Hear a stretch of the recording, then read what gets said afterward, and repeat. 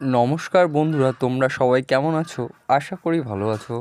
আর একটি নতুন ভিডিওতে আপনাদের সকলকে স্বাগত। তো বন্ধুরা, ভিডিওর থাম্বনেল দেখে হয়তো বুঝে গেছো আজকে কি বিষয় নিয়ে আলোচনা করব। তো বন্ধুরা, ভিডিওটি পুরোপুরি দেখুন।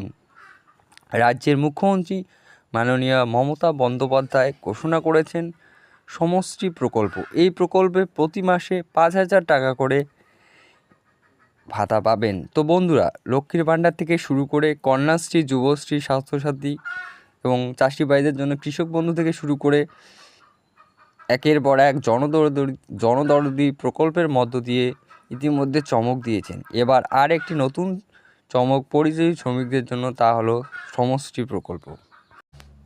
তো সমষ্টি প্রকল্প কি?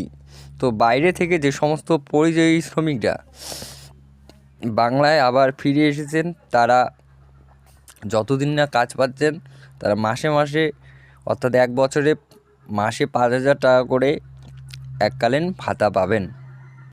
এবার দেখে নেব কারা পাবেন টাকা। উৎকর্ষ বাংলা প্রকল্পের মাধ্যমে প্রশিক্ষণ দেওয়া হবে এই শ্রমিকদের। কর্মশ্রী প্রকল্পের আওতায় জব কার্ড দেওয়া হবে এই শ্রমিকদের। জব কার্ড থাকলে পেতে পারেন এই সুবিধা।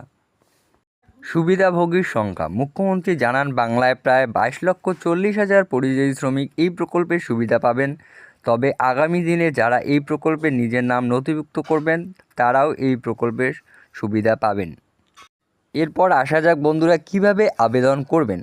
মাননীয় জানিয়েছেন, এই প্রকল্পে সঠিকভাবে যাতে পরিচালনা করা যায় তার জন্য খোলা হবে সমষ্টি পোর্টাল, যেখানে আবেদন করা যাবে। এছাড়াও পরিযায়ী শ্রমিকদের যে পুরনো পোর্টাল রয়েছে, সেখানেও আবেদন করার সুযোগ রয়েছে। তো বন্ধুরা, ভিডিওটি কেমন লাগলো? ভালো লাগলে অবশ্যই লাইক এবং শেয়ার করে দিও, এবং চ্যানেলে প্রথম থাকলে চ্যানেলটিকে অবশ্যই সাবস্ক্রাইব করে দিও।